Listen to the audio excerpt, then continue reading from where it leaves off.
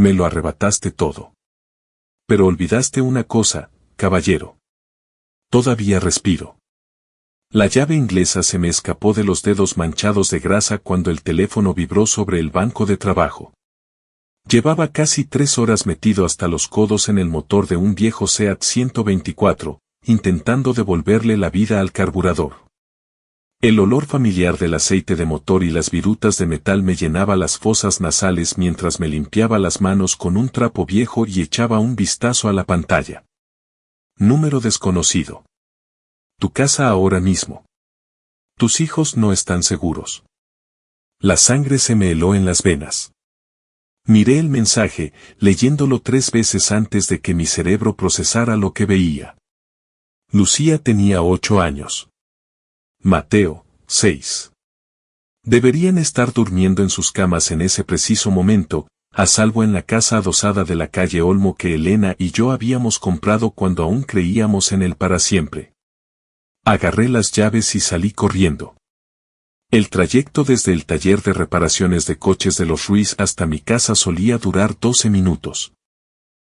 Lo hice en 7, saltándome 2 semáforos en rojo y tomando las curvas como si todavía condujera todoterrenos en el desierto.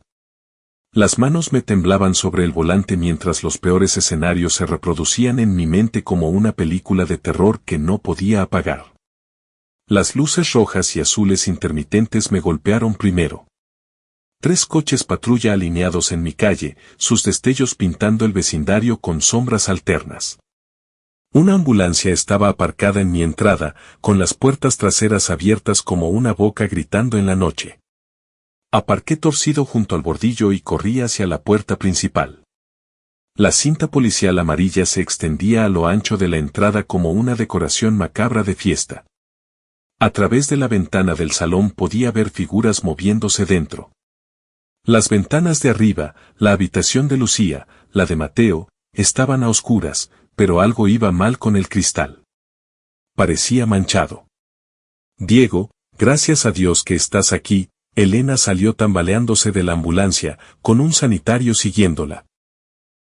Su cabello rubio le caía en mechones enredados alrededor de la cara y había sangre en su blusa de seda blanca. Sangre real, oscura y aún fresca. Mi hermano Carlos apareció a su lado, con su caro traje de abogado arrugado y su cabello normalmente perfecto revuelto. Puso un brazo protector alrededor de los hombros de Elena y algo en aquel gesto me provocó un nudo en el estómago. No subas arriba, dijo Carlos rápidamente, bloqueándome el paso hacia la puerta principal. Diego, amigo, ¿no quieres ver lo que hay ahí arriba? ¿Dónde están mis hijos? Las palabras salieron como un gruñido. ¿Dónde están Lucía y Mateo? El rostro de Elena se descompuso y soltó un sollozo que parecía arrancado de su pecho. Me obligaron a elegir, susurró. Los hombres que entraron. Dijeron que podía salvarme a mí o salvarlos a ellos, pero no a ambos. Lo intenté, Diego. Te juro que lo intenté, pero eran demasiado fuertes. El mundo se inclinó hacia un lado. Empujé a Carlos, me agaché bajo la cinta policial y subí las escaleras de 3 en 3.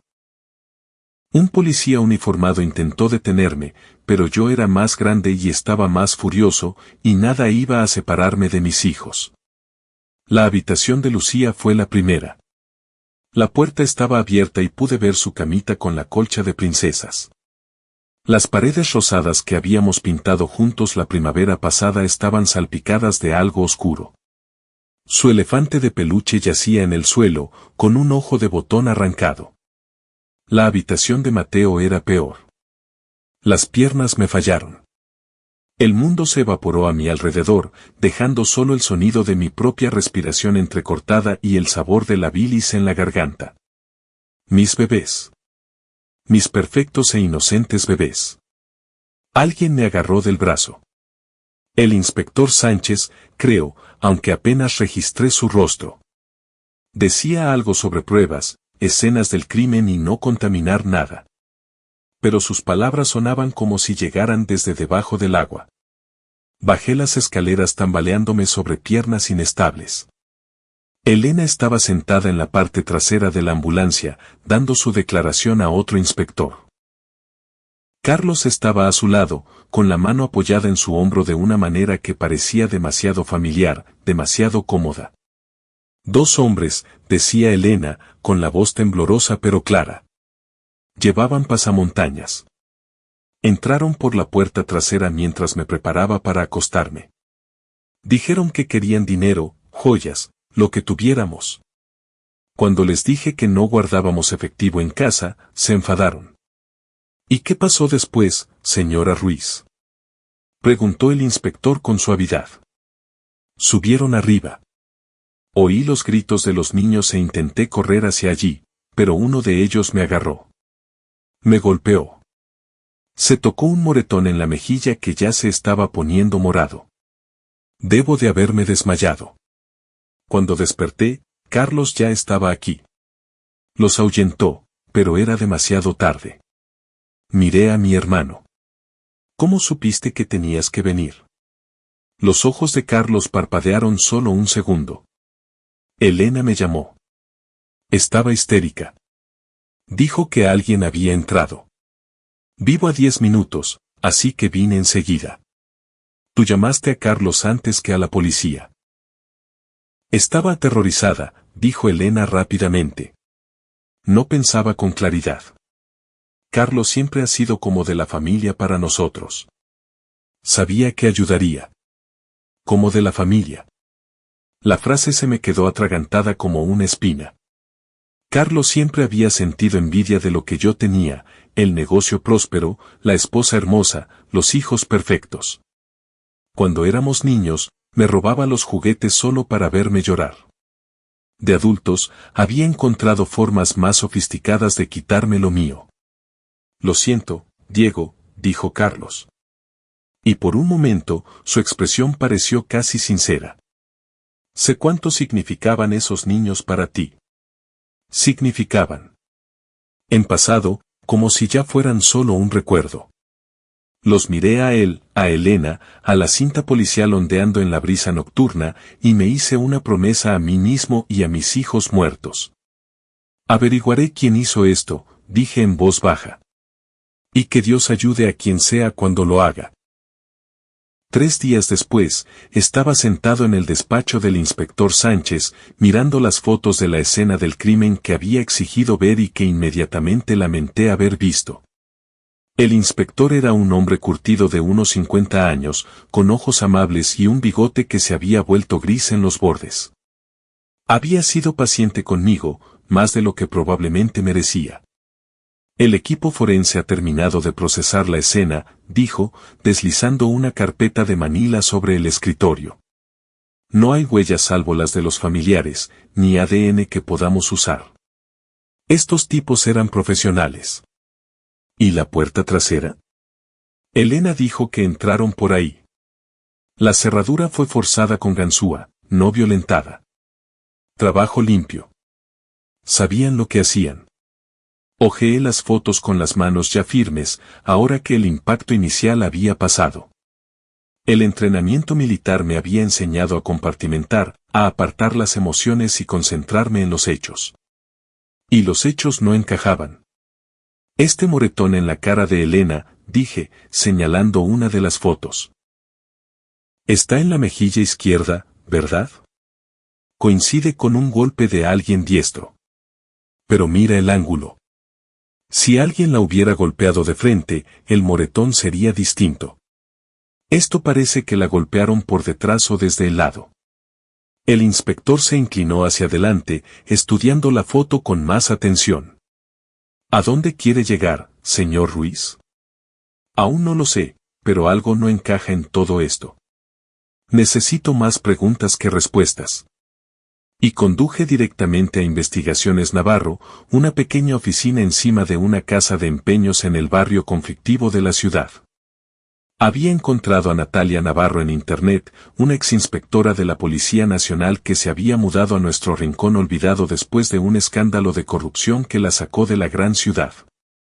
Era exactamente lo que esperaba, mirada afilada, sin tonterías y cara Su oficina olía a tabaco y desencanto, con vistas al callejón detrás de la pizzería del barrio.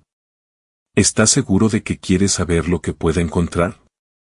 Preguntó después de que le explicara lo que quería. A veces la verdad es peor que el misterio. Nací para las decepciones, respondí. ¿Cuánto? 500 al día más gastos.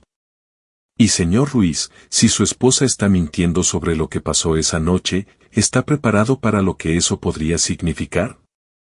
Pensé en el elefante de peluche de Lucía con su ojo de botón arrancado. En el pijama de superhéroe de Mateo empapado en sangre. En la forma en que la mano de Carlos había descansado tan naturalmente sobre el hombro de Elena. Averigua qué pasó realmente, dije. Cueste lo que cueste. Natalia se puso manos a la obra de inmediato. En solo 2 días había descubierto cosas que la policía había pasado por alto o ignorado. Me citó en el bar El Refugio, uno de esos bares de barrio donde la cerveza era barata y las conversaciones aún más. Tu vecino de enfrente tiene una cámara de seguridad, dijo, deslizando una tableta sobre la mesa pegajosa. Enfoca su entrada, pero también capta parte de tu jardín delantero. El video era granuloso y oscuro. Con marca de tiempo a las 23:47 de la noche en que murieron mis hijos. Miré nuestra casa, esperando que ocurriera algo. A las 23:52, un coche entró en nuestra entrada. No era un vehículo extraño conducido por intrusos enmascarados. Era el Audi plateado de Carlos. Ya estaba allí cuando ocurrió, dije, con la voz apenas por encima de un susurro. Se pone mejor, dijo Natalia con gravedad. O peor, según se mire. Hablé con tus vecinos. La señora Pérez de al lado dice que ha visto ese Audi en tu entrada muchas veces cuando tú no estabas. Siempre de día. Siempre cuando tu esposa estaba sola. La cerveza se me revolvió en el estómago. ¿Cuánto tiempo lleva esto? Es difícil decirlo, pero hice algunas indagaciones en las finanzas de tu hermano. Últimamente ha estado pagando muchas cosas. Cosas caras. Las joyas de tu esposa, por ejemplo. Esa pulsera que lleva. Carlos la compró. Tengo el recibo. Cerré los ojos y vi la muñeca de Elena. La forma en que los diamantes captaban la luz cuando movía las manos. Me había dicho que era un regalo de su hermana por su cumpleaños. Lo había creído porque no tenía motivos para no hacerlo. Hay más, continuó Natalia. Encontré esto en las redes de tu esposa. Creía que lo había borrado, pero nada desaparece realmente en Internet. Me mostró una foto de la cuenta de Elena, publicada 6 meses atrás y rápidamente eliminada. Elena y Carlos en un restaurante elegante del centro, sentados más cerca de lo que deberían una cuñada y un cuñado. Sus manos se tocaban sobre la mesa y se miraban como si compartieran un secreto. El pie de foto decía, cena con mi persona favorita. Algunas relaciones merecen cualquier riesgo. No es precisamente sutil, comenté. Los infieles suelen no ser tan listos como creen. Pero aquí está lo que realmente me preocupa, señor Ruiz. Llevo 15 años en esto. He visto muchas escenas del crimen, muchas familias destrozadas. El comportamiento de tu esposa no encaja con alguien que acaba de perder a sus hijos. ¿Qué quieres decir? Ha estado de compras. Al día siguiente del funeral estaba en el Corte Inglés comprando un vestido nuevo. Ayer se hizo el pelo. La seguía una comida con amigas y se reía. Realmente se reía. Pensé en Elena en el funeral, en lo serena que había estado, en cómo había aceptado las condolencias con gracia y dignidad, sin derrumbarse como yo. Había supuesto que era fuerte por los dos. Quizá duela de forma distinta a mí, dije. Pero ni siquiera mientras lo decía lo creía. Quizá. O quizá no está sufriendo en absoluto. Natalia sacó otra tableta. Esta mostraba registros financieros. Las cuentas conjuntas también habían sido interesantes últimamente. Grandes retiros en efectivo siempre hechos por tu esposa. 1.500 aquí, 2.000 allá. Sumándolo, ha sacado casi 20.000 euros en los últimos 3 meses. ¿20.000? ¿Para qué demonios? Eso es lo que intento averiguar. Pero señor Ruiz, tengo que preguntarte algo. Y necesito que pienses con cuidado antes de responder. ¿Hay alguna posibilidad, la más mínima, de que tu esposa y tu hermano organizaran la eliminación de esos niños? La pregunta me golpeó como un puñetazo físico. Agarré el borde de la mesa, con los nudillos blancos. Eso es imposible, dije automáticamente. Elena quería a esos niños. ¿Nunca qué? ¿Nunca te engañaría? Porque sabemos que lo hizo. ¿Nunca te mentiría sobre a dónde iba el dinero? Porque también lo hizo. ¿Nunca fingiría un robo para encubrir algo peor? Miré la grabación de la cámara de seguridad, viendo el Audi de Carlos aparcado en mi entrada como una acusación. Todo lo que había creído sobre mi vida, mi matrimonio, mi familia, se desmoronaba a mi alrededor como una casa construida sobre arena. Encuéntrame pruebas, dije al fin. Cueste lo que cueste, por mucho dinero que sea, necesito saber la verdad. Y si la verdad es lo que creo que es, ¿entonces qué? Pensé en las habitaciones vacías de mis hijos, en los peluches que nunca volverían a ser abrazados. En las fiestas de cumpleaños que nunca ocurrirían y en las mañanas de Reyes que nunca llegarían. Entonces me aseguraré de que paguen por ello, dije. Los dos. La prueba llegó en forma de un video de teléfono móvil que Natalia encontró en una copia de seguridad en la nube. Elena creía que lo había borrado. La marca de tiempo indicaba que se grabó 2 semanas antes de que eliminaran a mis hijos. Lo vimos juntos en la oficina de Natalia, con el sonido bajo aunque estábamos solos.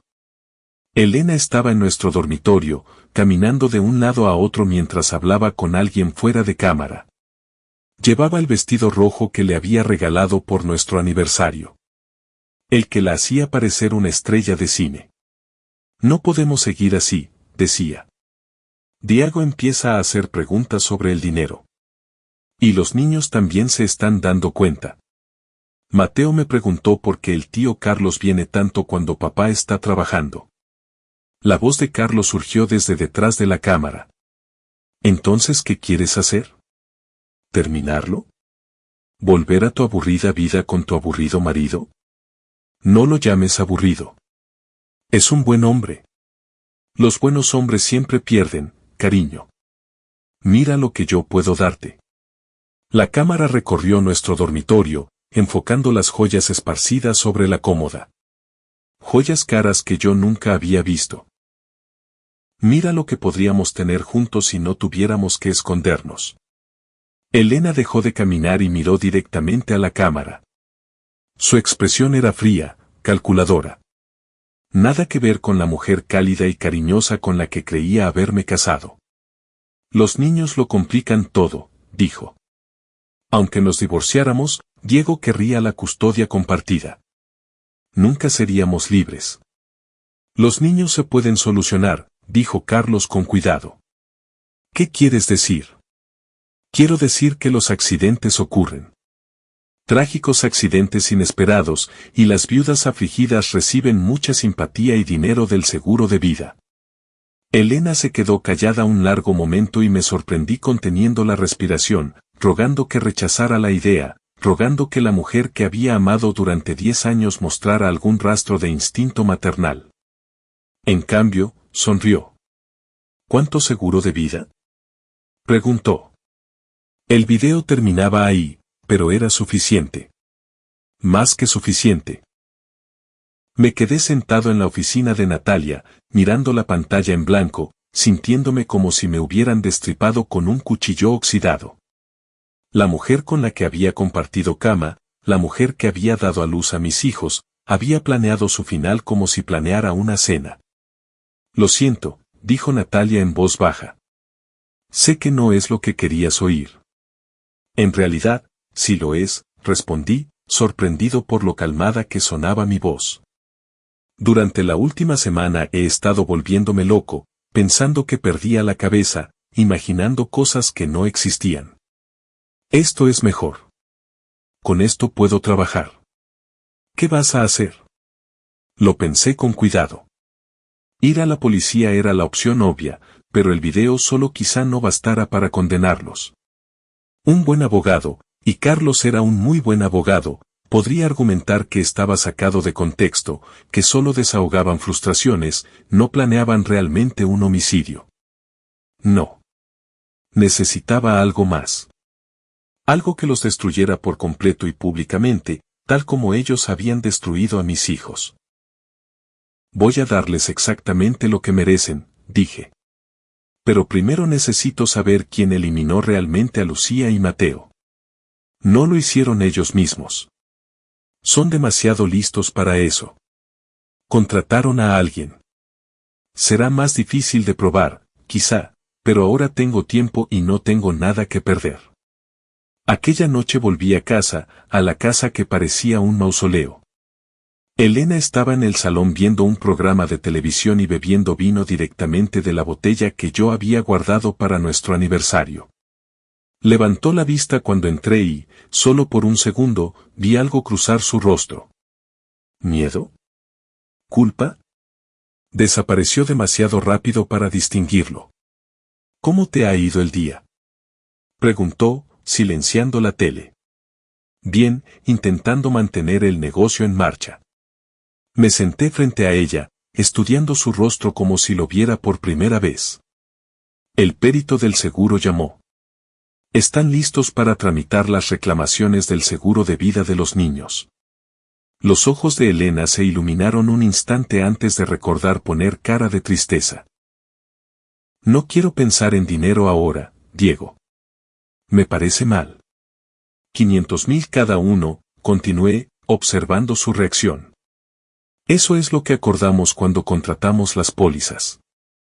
Sé lo que acordamos, su voz sonó ahora aguda, irritada. Pero esas pólizas eran para los estudios, no para esto. Bueno, ahora ya no tenemos que preocuparnos por los estudios, ¿verdad? Salió más duro de lo que pretendía y Elena se encogió como si la hubiera abofeteado. Bien. Que sintiera una fracción del dolor que había causado. Creo que me voy a la cama, dijo, levantándose rápidamente. Esta conversación me incomoda. Todo te incomoda últimamente, dije, excepto comer con tus amigas, ir de compras y pasar tiempo con Carlos. Se quedó congelada a medio camino de las escaleras. ¿Qué se supone que significa eso? Nada. Solo una observación. Me miró fijamente un largo momento y prácticamente pude ver los engranajes girando en su cabeza. Se preguntaba cuánto sabía, cuánto sospechaba. Lo inteligente habría sido hacerse la tonta. Seguir fingiendo que era el marido afligido e ignorante. Pero estaba cansado de ser inteligente. Estaba cansado de fingir. En realidad, Elena, hay algo que quiero preguntarte, dije, sacando el teléfono. Estaba mirando fotos antiguas hoy, intentando hacer un álbum conmemorativo para los niños, y encontré esto. Le mostré la foto recuperada del restaurante. Ella y Carlos cogidos de la mano, pareciendo amantes en lugar de cuñados. El rostro de Elena se puso blanco. Diego, ¿puedo explicarlo? ¿Puedes? Porque a mí me parece que tú y mi hermano habéis estado mucho más unidos de lo que me habías hecho creer. ¿No es lo que piensas? Pienso que mi esposa se estaba acostando con mi hermano a mis espaldas. Pienso que lleváis meses planeando esto. Pienso que los dos sois responsables de lo que le pasó a Lucía y Mateo. La máscara cayó por completo. La madre afligida desapareció, sustituida por algo frío y cruel. No puedes probar nada, dijo Elena en voz baja. Y aunque pudieras, ¿quién te creería? El pobre Diego, tan destrozado por el duelo que inventa teorías conspirativas sobre su propia familia. Ponme a prueba. Se río. Realmente se río. Y el sonido me erizó la piel. ¿Quieres saber la verdad, Diego? De acuerdo. Sí, Carlos y yo estamos juntos. Sí, lo planeamos. Y sí, tus preciosos hijos están muertos porque se interponían en lo que queríamos. De todas formas fueron un accidente. Nunca quise tener hijos. Tú me convenciste. La crueldad casual de aquello me dejó sin aliento. También eran tus hijos. Fueron errores. Errores caros y que consumían tiempo que me ataban a un hombre al que dejé de amar hace años. Se acercó más y pude oler el vino en su aliento. Carlos me quiere. De verdad me quiere. No como tú, como si fuera un trofeo que ganaste. Él me ve como una igual. Una socia igual en todo. Vamos a ser muy felices juntos, Diego. Muy ricos y muy felices. Y tú nos vas a ayudar, quieras o no. ¿Cómo lo imaginas? Sonrió y fue la expresión más aterradora que había visto nunca. Porque si intentas causarnos problemas, le diré a todo el mundo que fuiste tú quien eliminó a esos niños. Que llegaste a casa borracho y enfadado, los golpeaste hasta matarlos y luego me obligaste a ayudarte a encubrirlo. ¿A quién crees que creerán? ¿A la madre afligida o al veterano inestable con problemas de control de la ira? La miré. A esta mujer con la que había compartido 10 años de mi vida y me di cuenta de que nunca la había conocido realmente. La Elena de la que me había enamorado, con la que me había casado y tenido hijos, nunca había existido. Había sido una actuación, una mentira cuidadosamente construida para atraparme. Pero había cometido un error crucial. Creía que yo seguía siendo el mismo hombre con el que se había casado. Creía que seguía siendo alguien que jugaba según las reglas, que confiaba en el sistema para impartir justicia. Se equivocaba. Tienes razón en una cosa, dije, poniéndome de pie. Vamos a ser socios, solo que no como tú crees. ¿Qué quieres decir? Le devolví la sonrisa y pude ver por su expresión que la mía era tan aterradora como la suya. Quiero decir que el juego acaba de cambiar, cariño. Y estás a punto de descubrir qué pasa cuando juegas con alguien que no tiene nada que perder. Pasé los 3 días siguientes planeando como si estuviera de nuevo en el desierto preparando una misión en territorio enemigo. La diferencia era que esta vez el enemigo vivía en mi casa y compartía mi cama. Mi primer movimiento fue financiero. Elena había estado vaciando nuestras cuentas conjuntas, pero se había vuelto descuidada. Había dejado rastros de papel, recibos de tarjetas de crédito y extractos bancarios esparcidos por la casa como migas de pan. Lo fotografié todo y envié copias a Natalia para que las guardara. Luego fui a ver a mi abogado, Tomás Bravo, un tipo que conocía desde el instituto y que se especializaba en divorcios. Su despacho estaba encima de la ferretería de la calle principal. Nada lujoso, pero efectivo. Dios mío, Diego, dijo Tomás después de que le explicara la situación. Estás hablando de acusaciones muy graves. ¿Estás seguro de esto? Tengo pruebas en video de que lo planeaban. Tengo registros financieros que muestran que ella ha estado robando de nuestras cuentas. Y tengo grabaciones de seguridad que demuestran que Carlos estaba en la casa cuando ocurrió. Tomás se recostó en su silla y silbó bajito. De acuerdo, suponiendo que tengas razón en todo, ¿qué quieres que haga? ¿Presentar la demanda de divorcio? ¿Denunciar? Las dos cosas. Pero quiero hacerlo con inteligencia. Quiero golpearlos cuando no lo esperen y quiero golpearlos tan fuerte que no puedan recuperarse. ¿Tienes algo en mente? Saqué una carpeta con todo lo que Natalia había reunido. Elena ya planeaba dejarme de todas formas. Solo estaba esperando a que llegara el dinero del seguro. Propongo que le demos lo que quiere, pero en mis términos. Tomás hojeó los documentos, con el rostro cada vez más sombrío página a página. Esto es exhaustivo. ¿De dónde sacaste todo esto? De una investigadora privada. Y Tomás, hay más por venir. Elena y Carlos se creen listos, pero se están volviendo arrogantes. Van a cometer errores. ¿Qué clase de errores? De los que destruyen vidas, del mismo modo que destruyeron la mía. Aquella tarde conduje hasta el despacho de abogados de Carlos, un monumento de cristal y acero a su ego en la zona cara de la ciudad.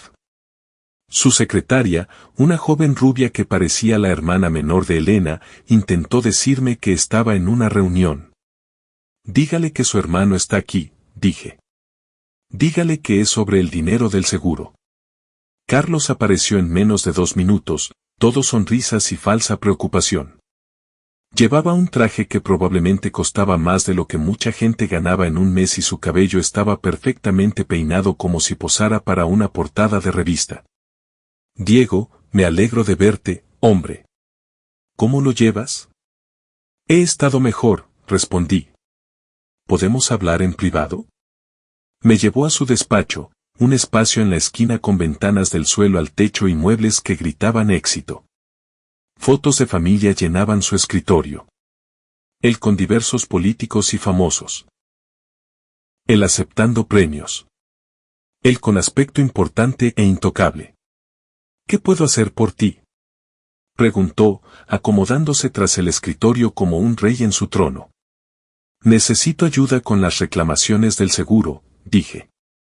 El papeleo es complicado y estos días no pienso con claridad. Elena sugirió que te pidiera que lo manejaras tú. Los ojos de Carlos se iluminaron de codicia, igual que los de Elena. Por supuesto, hermano. La familia cuida de la familia. ¿De qué cantidad de dinero estamos hablando? 1 millón en total. 500.000 por niño. Es una cantidad considerable. ¿Y quieres que me ocupe de la parte legal? Quiero que te ocupes de todo. Solo quiero firmar papeles y acabar con esto. Todo el proceso es demasiado doloroso. Carlos se inclinó hacia adelante y prácticamente pude ver los signos de euro en sus ojos. Me ocuparé de todo, Diego. No tendrás que preocuparte por nada. Hay una cosa, sin embargo, dije. La compañía de seguros está haciendo preguntas sobre el robo. Quieren asegurarse de que no fue fraude de seguros. Por un segundo, la máscara de Carlos se deslizó. ¿Qué clase de preguntas? Cronología.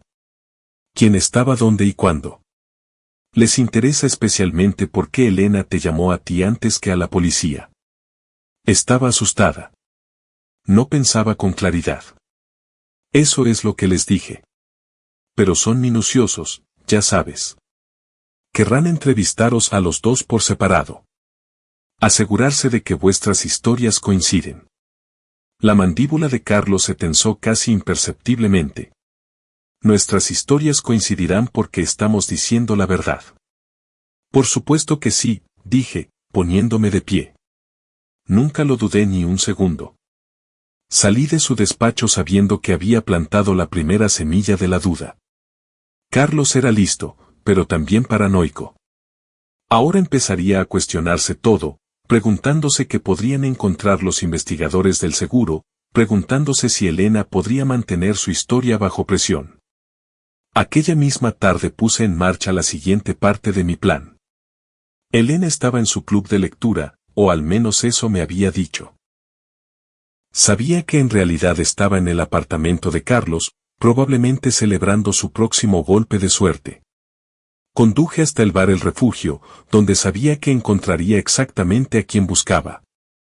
Tina Morales, la antigua mejor amiga de Elena y la mayor cotilla del pueblo.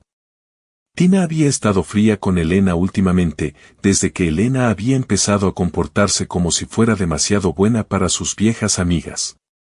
Diego, dijo Tina, genuinamente sorprendida de verme. ¿Cómo estás, cariño? Quería llamarte, pero no sabía qué decir. Voy tirando, respondí, deslizándome en el asiento frente a ella. ¿Puedo invitarte a una copa?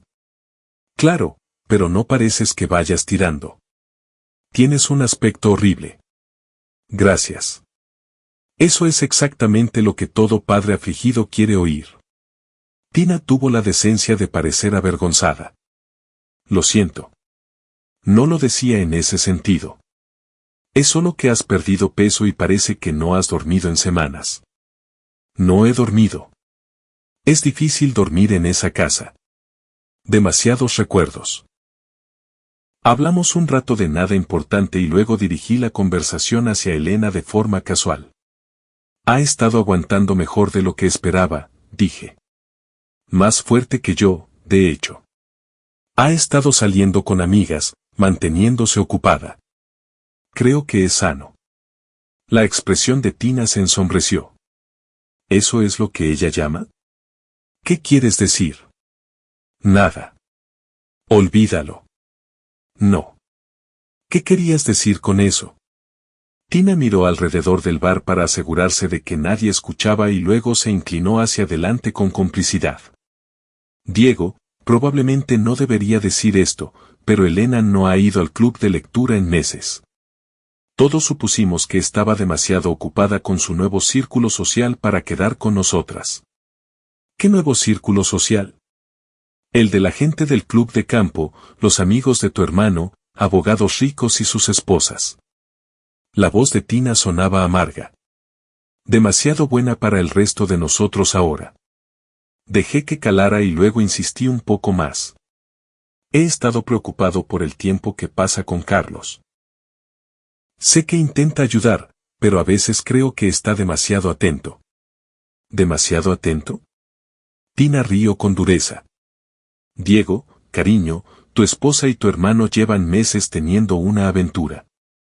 Todo el pueblo lo sabe menos tú. Ahí estaba. La confirmación que había estado esperando.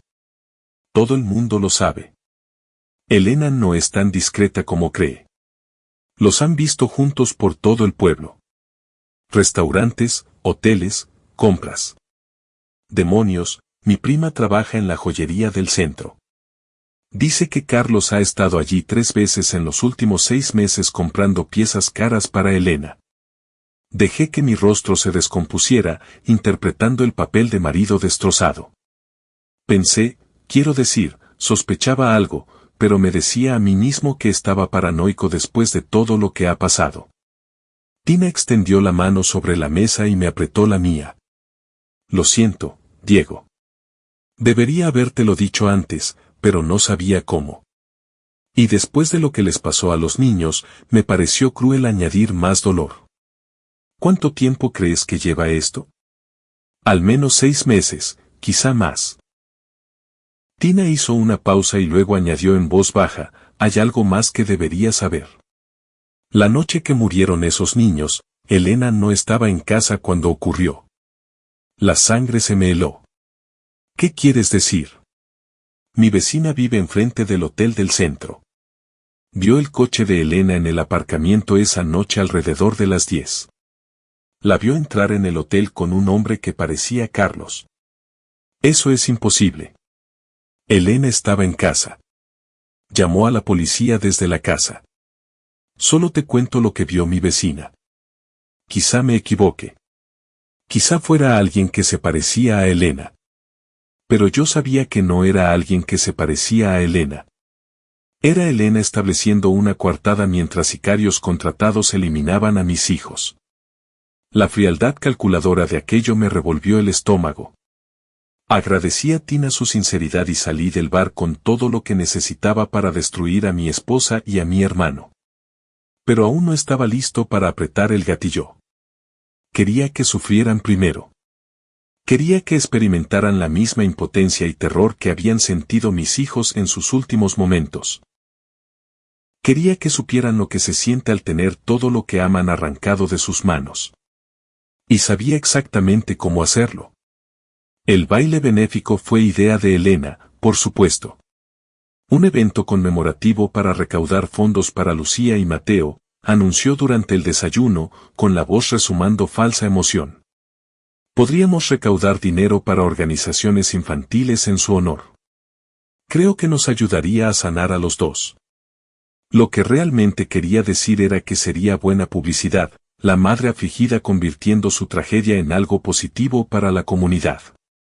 La haría parecer compasiva, intocable, y le daría una plataforma pública para consolidar la narrativa que ella y Carlos habían construido. Acepté de inmediato, lo que pareció sorprenderla. ¿Crees que es buena idea? Preguntó. Creo que es perfecta, respondí. A los niños les habría encantado saber que estaban ayudando a otros niños.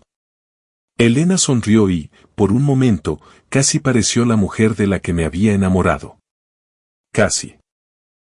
El baile estaba programado para el sábado por la noche en el club de campo, el tipo de evento de alta sociedad con el que Elena siempre había soñado organizar. Pasó 2 semanas planeando cada detalle, desde los arreglos florales hasta el menú y la lista de invitados.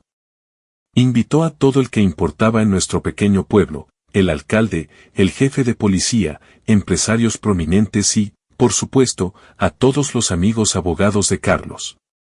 Lo que no sabía era que yo también había estado planeando.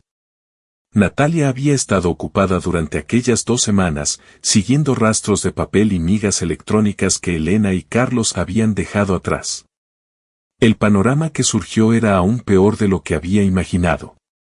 Los sicarios contratados eran profesionales traídos de fuera de la región a través de contactos que Carlos había hecho en su trabajo de defensa penal. Les habían pagado 50.000 euros en efectivo, dinero retirado de varias cuentas durante los 3 meses anteriores, las mismas cuentas que Elena había estado vaciando. Pero la prueba más condenatoria fue una grabación que Natalia había obtenido por métodos que prefirió no explicar. Era una conversación telefónica entre Elena y Carlos grabada 2 días después de los homicidios. ¿Crees que sospecha algo? La voz de Elena sonaba metálica por el altavoz del teléfono. ¿Diego? Ni hablar. Está demasiado destrozado para pensar con claridad.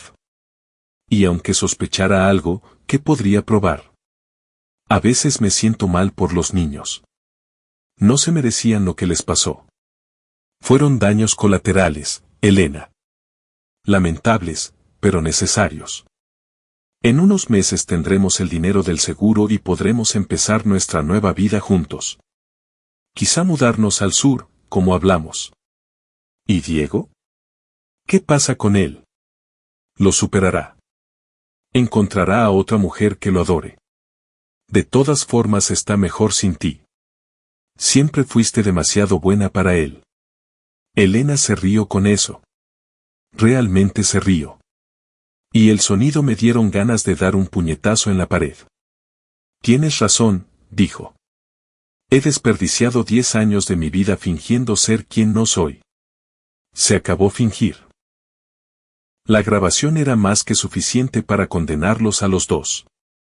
Pero yo quería algo más satisfactorio que un simple arresto. Quería humillación pública. Quería que sus reputaciones quedaran destruidas, su posición social obliterada, sus vidas cuidadosamente construidas reducidas a escombros. Quería que sintieran exactamente lo que yo había sentido al entrar en las habitaciones de mis hijos y ver lo que quedaba de mi mundo. La noche del baile, Elena estaba deslumbrante con un vestido negro que probablemente costaba más que el alquiler mensual de la mayoría de la gente. Se había hecho el pelo y el maquillaje de forma profesional y se movía entre la multitud como una reina en su corte. Todo el mundo quería ofrecerle condolencias, decirle lo valiente que era, lo fuerte. Si supieran. Carlos también estaba allí, interpretando el papel de cuñado solidario. Se mantuvo cerca de Elena toda la noche, pero no demasiado. Lo justo para ser protector. No lo suficiente para parecer inapropiado. Habían ensayado bien aquella actuación. Yo también interpreté mi papel. El padre afligido, apenas manteniéndose entero, agradecido por el apoyo de su hermano y la fuerza de su esposa. Acepté las condolencias con dignidad silenciosa, di las gracias por las donaciones y esperé el momento perfecto para tender mi trampa. Ese momento llegó durante el discurso de Elena. Se levantó en el podio, hermosa y trágica bajo las luces suaves, y habló de Lucía y Mateo con una emoción que habría resultado convincente si no hubiera conocido la verdad.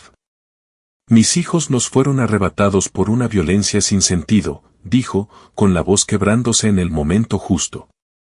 Pero su memoria vivirá a través del buen trabajo que hagamos en su honor.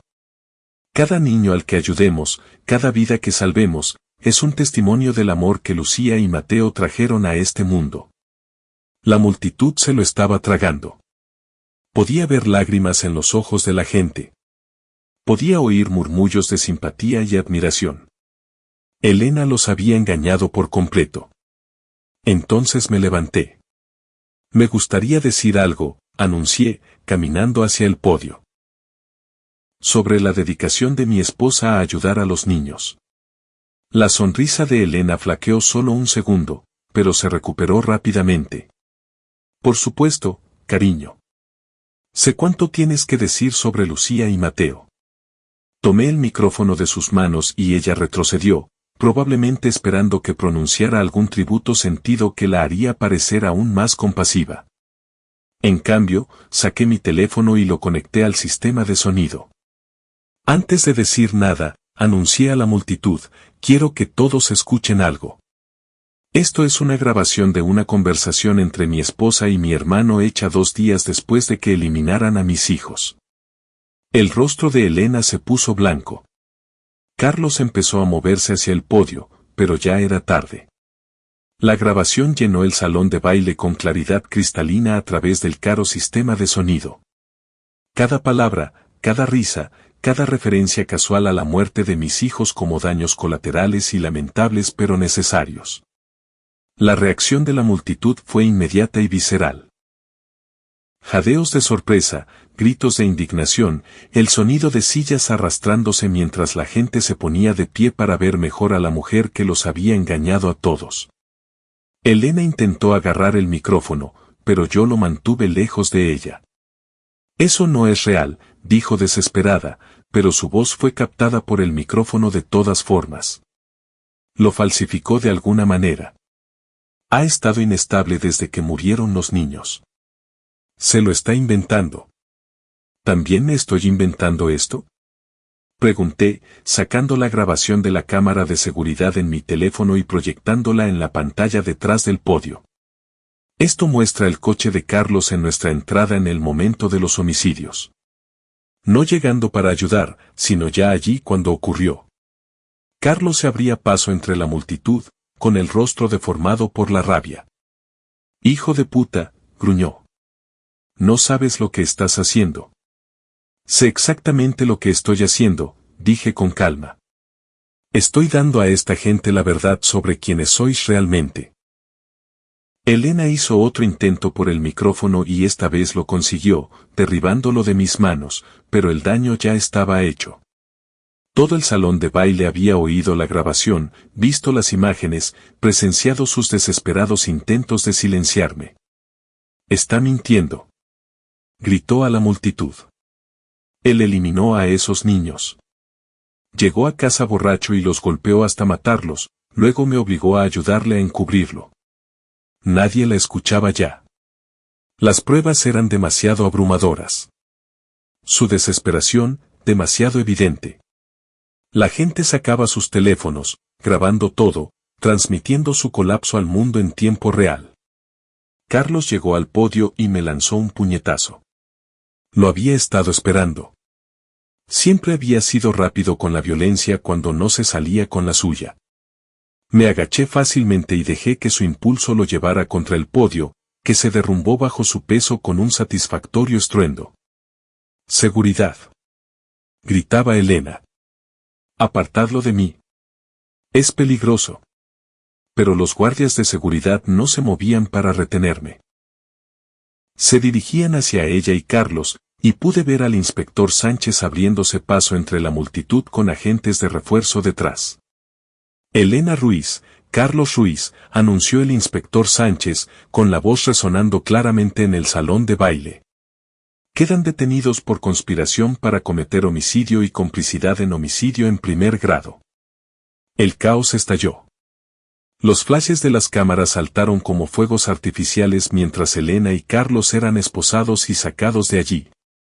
Ambos gritando su inocencia a quien quisiera escuchar. Pero nadie escuchaba ya. Sus máscaras habían caído por completo y todos podían verlos tal como realmente eran. Me quedé junto al podio destrozado viendo a mi esposa y a mi hermano siendo arrastrados esposados y sentí algo que no había experimentado en semanas. Paz. La justicia se estaba haciendo por fin. Pero aún no había terminado con ellos. Ni mucho menos. Las detenciones ocuparon las noticias nacionales. Baile benéfico en un pequeño pueblo se convierte en confesión de homicidio, fue el titular. El video del colapso de Elena se volvió viral en horas. Compartido millones de veces en plataformas con etiquetas como Duelo Falso y Justicia para Lucía y Mateo. Pero los vídeos virales y la cobertura mediática no me bastaban. Elena y Carlos me lo habían arrebatado todo, mis hijos, mi matrimonio, mi fe en las personas en las que más confiaba. Unos años en prisión no equilibrarían esa balanza. Quería que perdieran todo lo que alguna vez les había importado, del mismo modo que yo lo había perdido. Así que, mientras ellos esperaban el juicio en prisión preventiva, me puse a desmantelar sus vidas pieza a pieza. El bufete de Carlos fue la primera víctima. En pocos días de su detención, sus clientes empezaron a abandonarlo en masa. Nadie quería ser representado por un abogado que había conspirado para asesinar niños, especialmente cuando esa historia aparecía en todos los canales de noticias del país. Su socio, Daniel López, intentó distanciarse del escándalo, pero yo no estaba dispuesto a dejárselo fácil. Daniel siempre había sido tan turbio como Carlos y sospechaba que había sabido de la aventura, quizá incluso había ayudado a encubrirla. Hice una visita al despacho de Daniel, el mismo monumento de cristal y acero donde había confrontado a Carlos semanas antes. Daniel parecía haber envejecido 10 años desde las detenciones.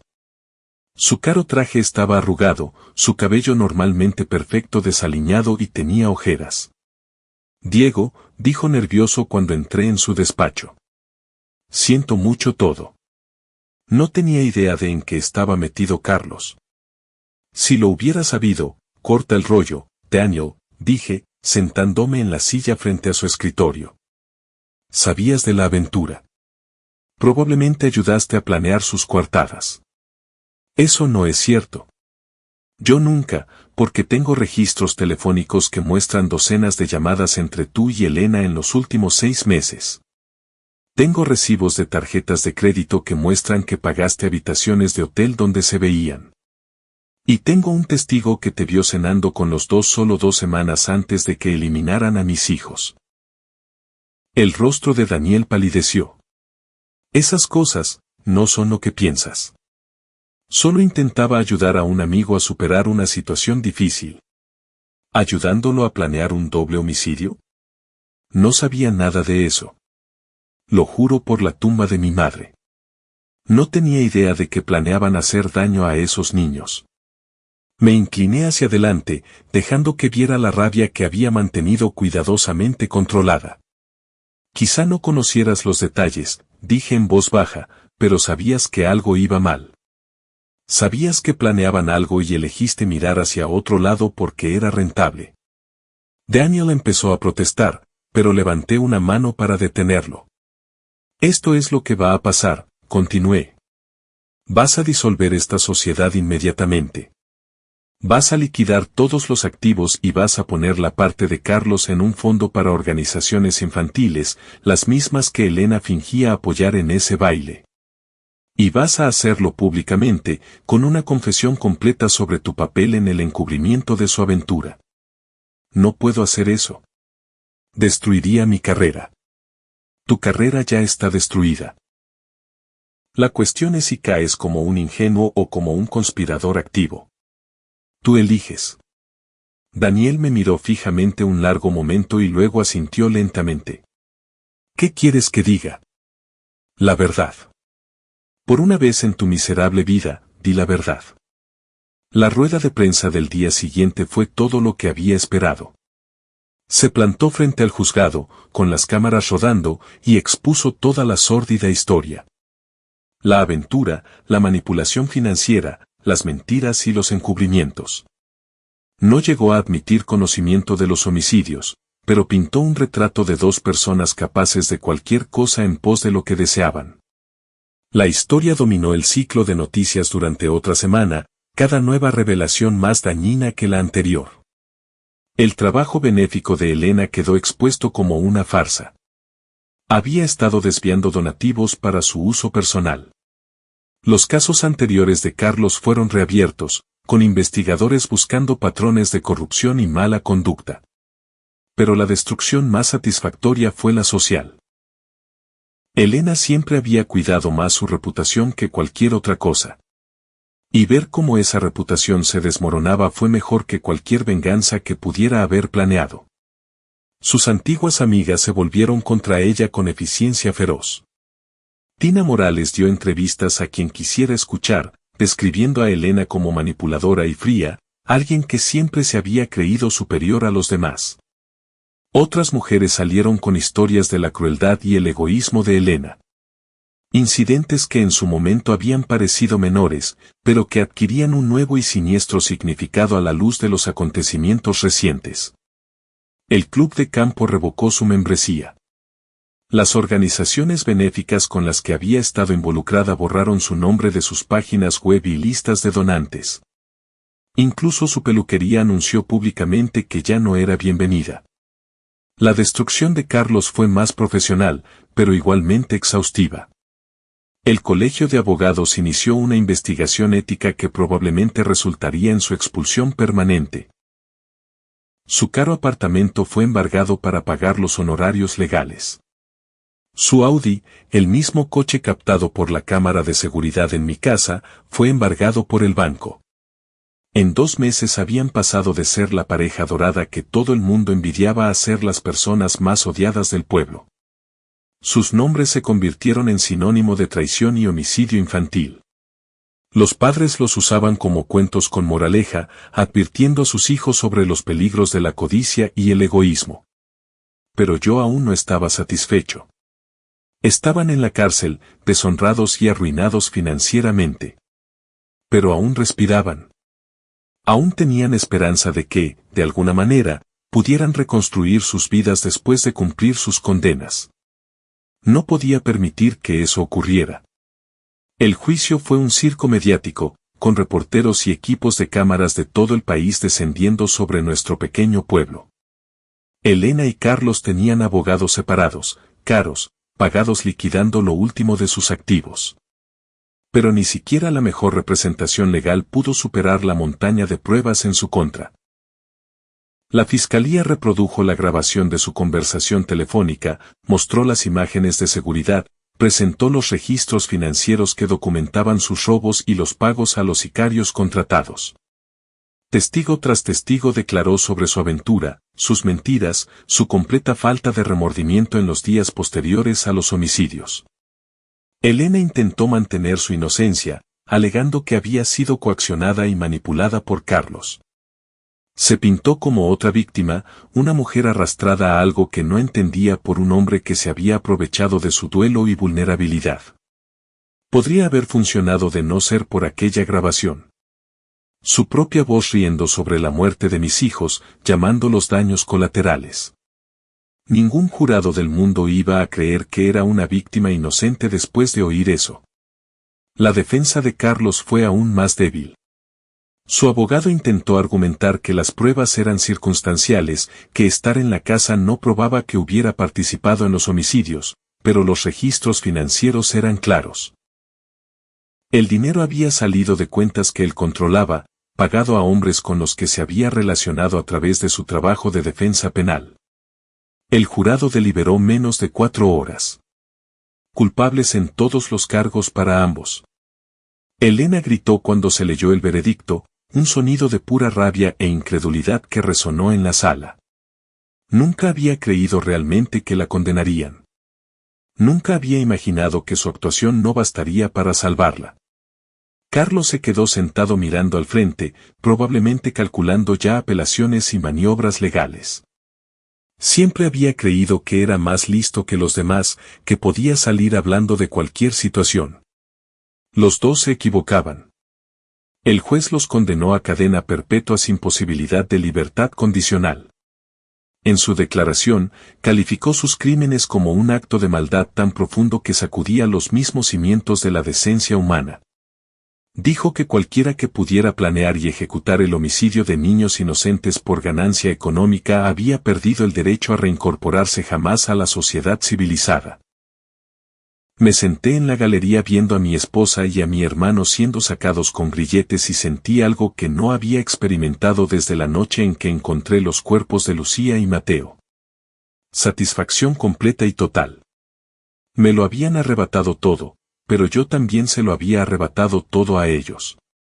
Su libertad, su dinero, sus reputaciones, sus futuros. Todo había desaparecido. Destruido tan completamente como ellos habían destruido las vidas de mis hijos. Pero aún me quedaba un movimiento. Un acto final de venganza que aseguraría que entendieran exactamente lo que habían perdido.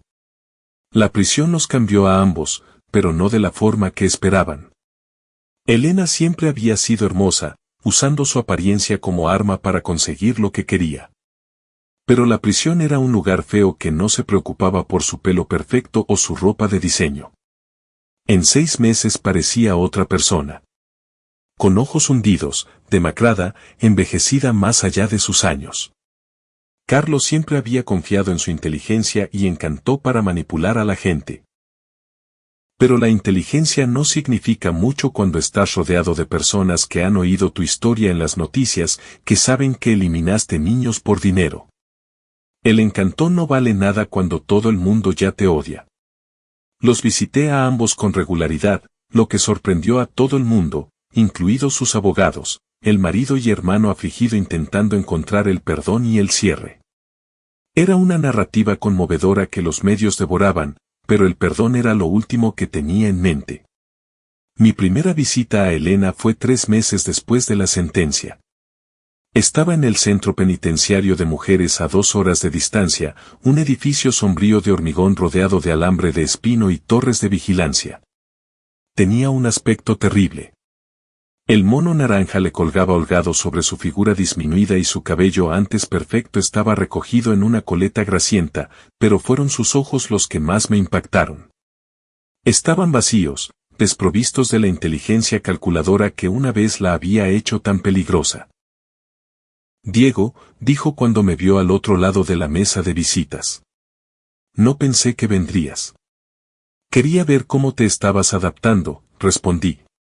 ¿Cómo crees que me estoy adaptando? Este lugar es un infierno. Las otras reclusas saben quién soy, lo que hice. Me hacen la vida miserable todos los días. Bien, dije. Se encogió como si la hubiera abofeteado. ¿Qué? Bien. Me alegro de que sufras. Me alegro de que cada día sea una tortura para ti. Es exactamente lo que mereces. Sus ojos vacíos parpadearon con algo que podría haber sido esperanza. Diego, por favor. Sé que me odias, pero estuvimos casados 10 años. Nos quisimos una vez. Eso tiene que contar para algo. Nunca estuvimos casados, dije en voz baja. El matrimonio se construye sobre amor, confianza y honestidad. Lo que tuvimos fue una mentira. Tú interpretabas un papel, fingiendo ser quien no eras para usarme. Eso no es cierto. Te quise a mi manera. ¿A tu manera? ¿Te refieres a la manera que implicaba acostarte con mi hermano y planear el homicidio de nuestros hijos? Otros visitantes empezaban a mirar, pero no me importaba. Que oyeran qué clase de monstruo era realmente. Los niños fueron un accidente, dijo Elena desesperada. Nunca quisimos que les hicieran daño. El plan era solo fingir un robo, llevarnos algunas cosas, que pareciera algo aleatorio. Pero algo salió mal. Nada salió mal. Pagasteis a esos hombres para que eliminaran a Lucía y Mateo porque eran incómodos. Porque niños muertos significaban más dinero del seguro y ninguna complicación de custodia. Elena empezó a llorar, pero eran lágrimas de cocodrilo interpretadas para beneficio de quien estuviera mirando. Pienso en ellos todos los días. Veo sus caras cuando intento dormir. Sé que nunca podré compensar lo que pasó. Pero si pudieras encontrar en tu corazón la forma de perdonarme, ¿perdonarte? Reí. Y el sonido fue lo bastante duro como para que se encogiera de nuevo. Elena, no he venido a perdonarte. He venido a asegurarme de que entiendas exactamente lo que has perdido. Saqué mi teléfono y le mostré una foto que había tomado aquella mañana. Era la habitación de Lucía, pero ahora parecía completamente distinta. Había repintado las paredes, cambiado los muebles, convertido en un despacho. Los borré, dije simplemente. A Lucía y a Mateo. No queda ni rastro de ellos en la casa. Su ropa, sus juguetes, sus fotos. Lo doné todo o lo tiré. Es como si nunca hubieran existido. El rostro de Elena se descompuso. ¿Cómo pudiste hacer eso? También eran tus hijos. Eran mis hijos, pero tú los convertiste en armas contra mí. Así que me deshice de ellos del mismo modo que me deshice de ti, completa y permanentemente. Era una mentira, por supuesto.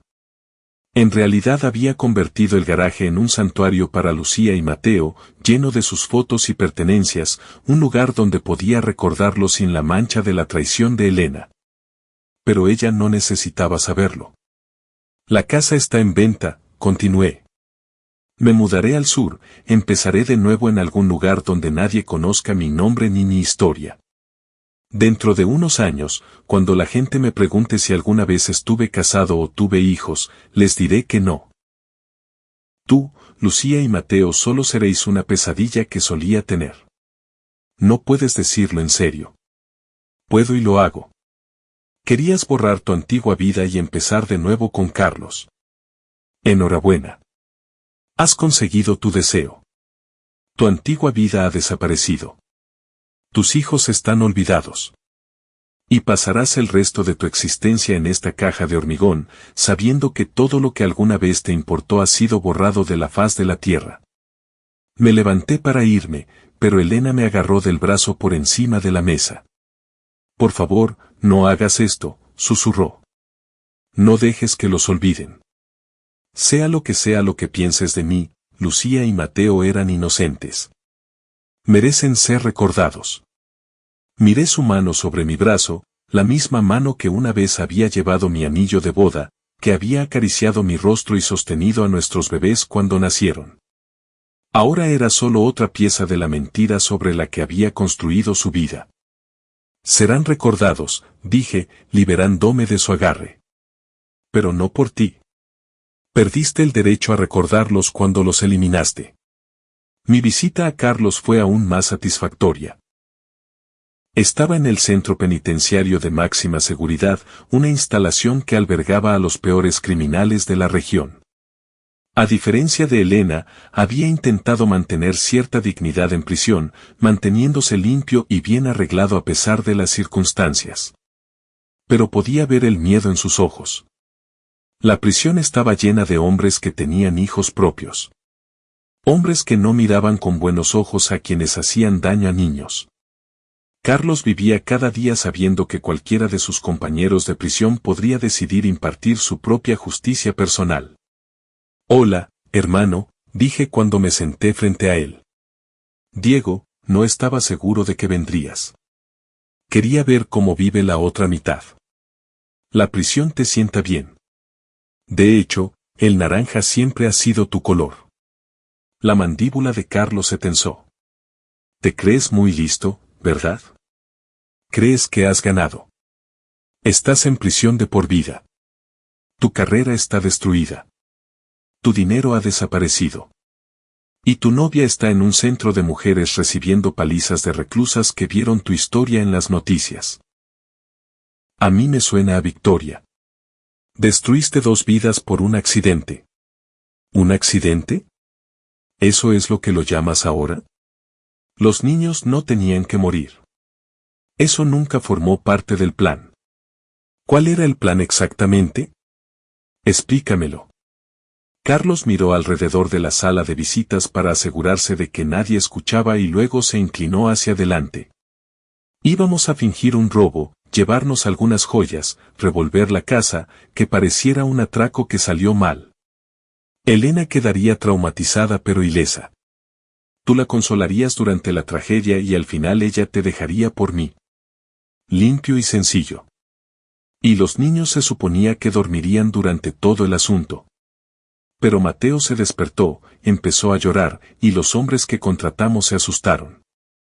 Pensaron que podría identificarlos después. Así que lo eliminaron a él y a Lucía también, solo por seguridad. No se suponía que pasara así. Miré a mi hermano, a este hombre con el que había crecido, con el que había jugado de niño, al que había confiado mis secretos más profundos, y me di cuenta de que nunca lo había conocido realmente. Contrataste a hombres para que entraran en mi casa mientras mis hijos dormían arriba, dije en voz baja. Pusiste a mi familia en peligro para robarme a mi esposa y te sorprende que acabara en violencia. Nunca quise que les hicieran daño, pero estabas dispuesto a arriesgarte. Su seguridad era menos importante para ti que conseguir lo que querías. No respondió, lo cual fue respuesta suficiente. ¿Sabes cuál es la peor parte? Continué.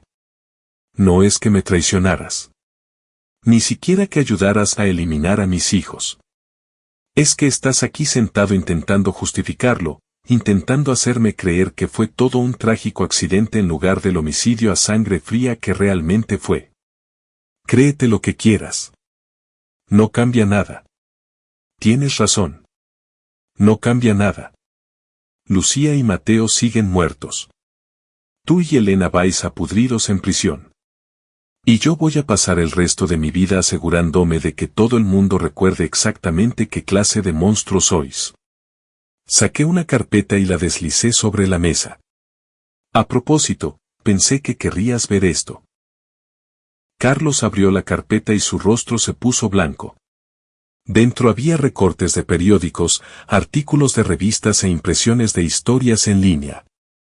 Docenas de ellos, todos sobre el caso. Pero no eran informes de noticias. Eran piezas de opinión, análisis de true crime que pintaban a Elena y Carlos como la encarnación del mal humano. He estado ocupado, dije, hablando con periodistas, podcasters de true crime, realizadores de documentales. Vuestra historia se va a contar y recontar durante décadas. Vais a hacer el cuento con moraleja que los padres usan para asustar a sus hijos. El ejemplo de lo que pasa cuando la codicia y el egoísmo corrompen por completo el alma de alguien. Las manos de Carlos temblaban mientras hojeaba los artículos. ¿Por qué haces esto? Porque quiero asegurarme de que nunca seáis olvidados. Quiero que vuestros nombres vivan para siempre. Pero no como víctimas o figuras trágicas. Como villanos. Como las personas que eliminaron a niños inocentes por dinero del seguro. Ya estamos en prisión de por vida. ¿No es suficiente? No, dije simplemente. Ni mucho menos. Me levanté para irme, pero Carlos me llamó. Diego, espera. Por favor. Seguimos siendo familia. Me volví para mirarlo una última vez. A este hombre que había compartido mi infancia, mis padres, mi apellido. A este hombre que había ayudado a eliminar a mis hijos. No, dije. No somos familia. La familia no se traiciona. La familia no hace daño a los hijos del otro. Tú y Elena no sois nada para mí ahora. Menos que nada. ¿Y el perdón? ¿Y seguir adelante? Sonreí y pude ver por su expresión que no era una sonrisa agradable. Algunas personas dicen que la venganza es un plato que se sirve frío, dije. Yo digo que se sirve ardiendo, delante de todos los que importan. Salí de aquella prisión sabiendo que nunca volvería a ver a ninguno de los dos. No porque no pudiera, sino porque no quería. Estaban exactamente donde debían estar y allí se quedarían hasta el día en que murieran. Mis hijos se habían ido, pero habían sido vengados. Mi esposa y mi hermano me lo habían arrebatado todo, pero yo también se lo había arrebatado todo a ellos. La balanza estaba equilibrada. La justicia se había servido, caliente, completa y permanente. Y por primera vez desde aquella terrible noche en que recibí el mensaje que lo cambió todo, Sentí que por fin podía volver a respirar.